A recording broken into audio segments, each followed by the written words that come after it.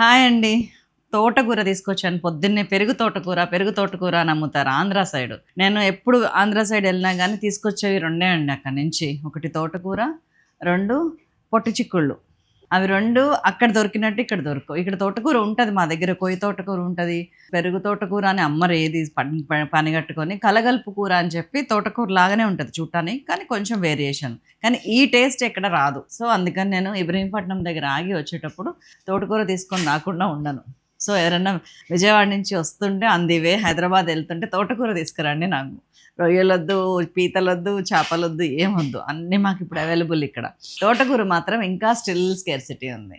నమస్తే, welcome to Silas kitchen. ఈరోజు మనం చేయబోతున్నాం అసలు సిసలు మా అమ్మ చేసిన తోటకూర వేపుడు. అండ్ ఈ తోటకూర చాలా మెమరీస్ ఉన్నాయి. వీడియోలో డిస్కస్ చేస్తాను. ఫస్ట్ ఇంగ్రీడియంట్స్ చూద్దాం. ఆవాలు, జీలకర్ర, ఎండుమిర్చి, వెల్లుల్లి, కరివేపాకు, కొత్తిమీర, ఉప్పు, పసుపు, కారం, ఉల్లిపాయ, పచ్చిమిరపకాయ, ఆయిల్. ఇంత సింపుల్ ఇంగ్రీడియంట్స్ అండి. జస్ట్ పోపు, ఉప్పు, పసుపు, కారం అంతే. కానీ చేసే విధానం మాత్రం చాలా డిఫరెంట్గా ఉంటుంది. చూడండి, ప్రతి క్షణం ఈ రెసిపీలో మా అమ్మని తలుచుకుంటాను. ఎవరు ఏమనుకోకండి. అమ్మ ఇప్పుడు ఎనీవేస్ నో మోర్. మొదటి సంవత్సరీకం కూడా అయిపోయింది. రెండోది రేపు ఆగస్టులో వస్తుంది. కానీ మా ఊహల్లో, మా మాటల్లో, మా ఆలోచనల్లో ఎప్పటికీ బతికే ఉంటుంది అమ్మ. ఇప్పుడు కూడా మా అత్తగారిని తలుచుకొని వస్తున్నా. దేని గురించి? అరటిపళ్ళు గురించి.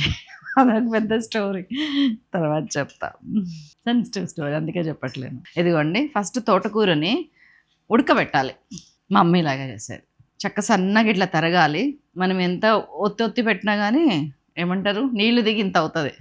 ఇదిగోండి, లైట్గా సన్న కాడాలు ఇట్లా ఉంటేనే కూరకి taste, fibre, lot of fibre. మూత పెట్టేస్తున్నా. కొంచెం వెయిట్ చేద్దాం. సిమ్లో పెట్టాను.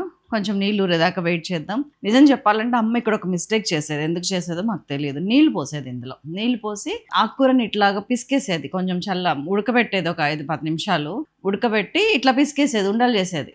అన్నీ మేము చూసేటప్పటికి 10 లడ్డూలు ఉండేవి. ఏంటంటే ఆ వాటరు పారబోసేదో మరి ఇందులోనే వేసేదో మాకు తెలియకుండా, నాకు తెలియదు. కానీ ఉడకబెట్టి పిసకటం మాత్రం మాకు తెలుసు. ఎందుకంటే చాలాసార్లు నాతో కూడా పిసికిచ్చేది. ఆ నీళ్ళన్నీ తీసి పెట్టవే అనేది. ఆ తర్వాతనే పోపేసేది. అందుకని నాకు బాగా గుర్తుంది. ఇట్లా మెమరీస్ తోటకూర చుట్టూ చాలా ఉన్నాయి. అప్పట్లో నాకు ఆ వాల్యూ తెలియదు. తోటకూర అంటే బలవంతంగా తినేదాన్ని. నేను ఇక్కడికి వచ్చి తోటకూర మిస్ అవ్వడం స్టార్ట్ అయినాక అప్పుడు అర్థమైంది నాకు అది ఇష్టం అనే విషయం.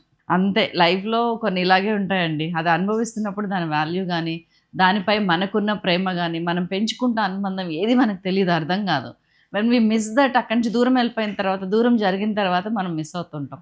ఒక్కోసారి కొంతమంది మనుషులు అలాగే ఉంటారు, కొన్ని రెసిపీస్ అలాగే ఉంటాయి, కొన్ని జ్ఞాపకాలు అలాగే ఉంటాయి. సో ఇంతకీ కంక్లూజన్ ఏంటంటే, వన్స్ మనం ఇట్లా మనకు మెమరీస్ ఫామ్ అవుతున్నాయి తెలిసి తెలియని వయసులో అని ఒక ఏజ్ వచ్చినాక మనం గుర్తించినప్పుడు, ఇప్పుడు జరిగే వాటిని మనం అబ్జర్వ్ చేయగలగాలి. అచ్చా, ఇది నాకు నచ్చుతుంది, so I should repeat it. అచ్చా, ఇది నాకు I'm not comfortable, then you should throw it up.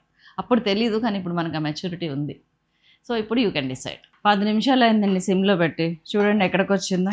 మధ్యలో 1-2 సార్లు ఇట్లా కదిపా. అడుగు మాడుతుందో చూసుకోవాల్సిన అవసరం మన మీద ఉంటుంది కాబట్టి ఇది ఇట్లా. సో వాటర్ ఊరుతుంది, వస్తుంది. సో ఇంకా వాటర్ పొయ్యాలా అనేది ఇప్పుడు మన విజ్ఞత మీద ఉంటుంది.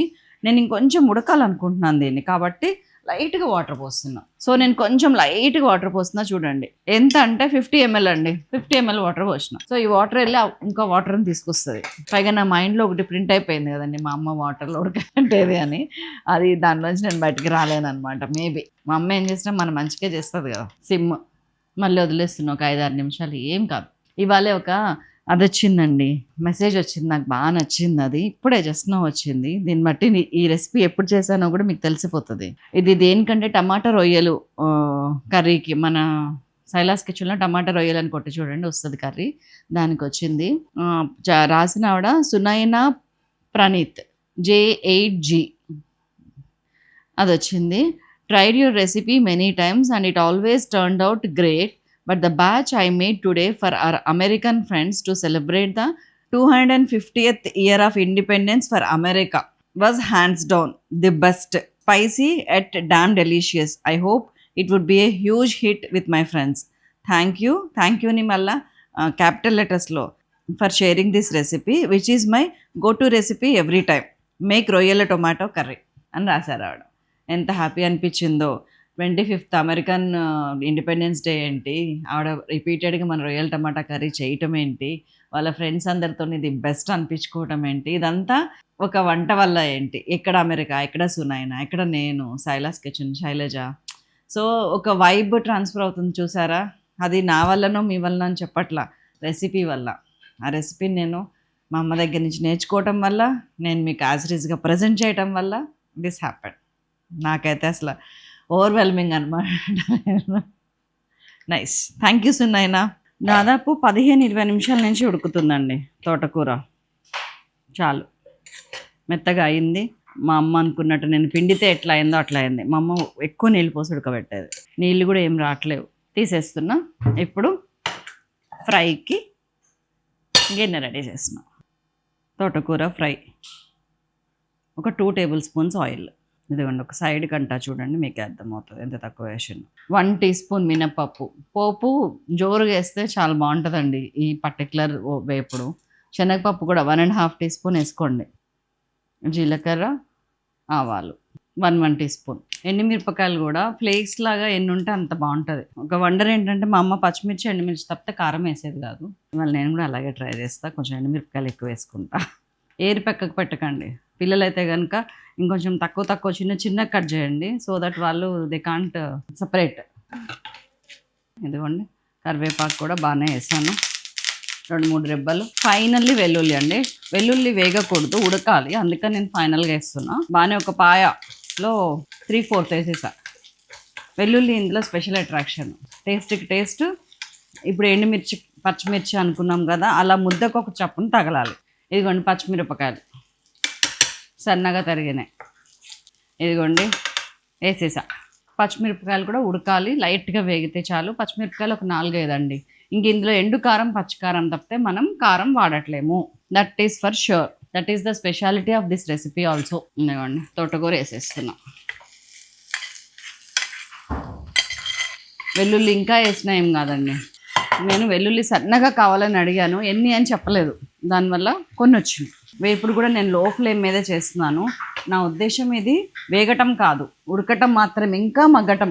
ఉల్లిపాయ వేస్తే మమ అనిపించేటట్టు స్టార్టింగ్ వేయండి, లేకపోయినా కానీ చాలా బాగుంటుంది ఇది, అందుకే నేను ఉల్లిగడ్డ వేయలే. ఇదిగోండి ఉప్పు జస్ట్ 1 టీ స్పూన్కి ఇంకా తక్కువ అండి, 3/4 టీ స్పూన్ అంతే. నో ఉల్లిపాయ.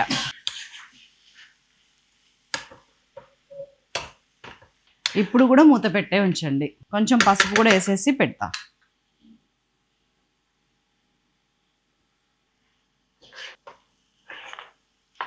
మొత్తం కలిసింది.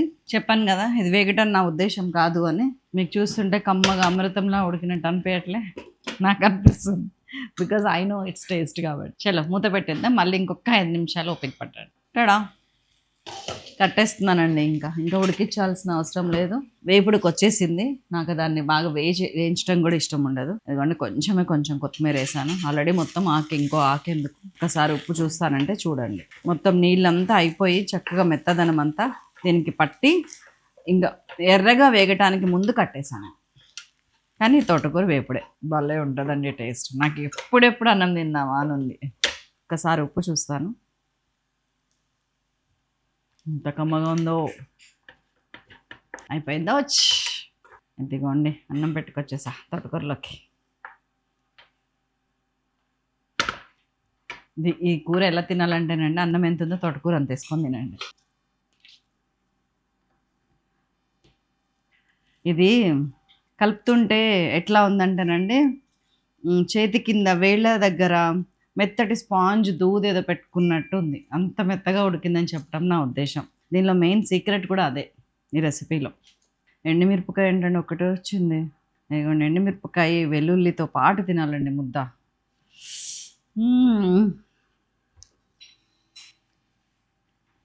ఇప్పుడు నాకు ఉప్పు సరిపోయింది,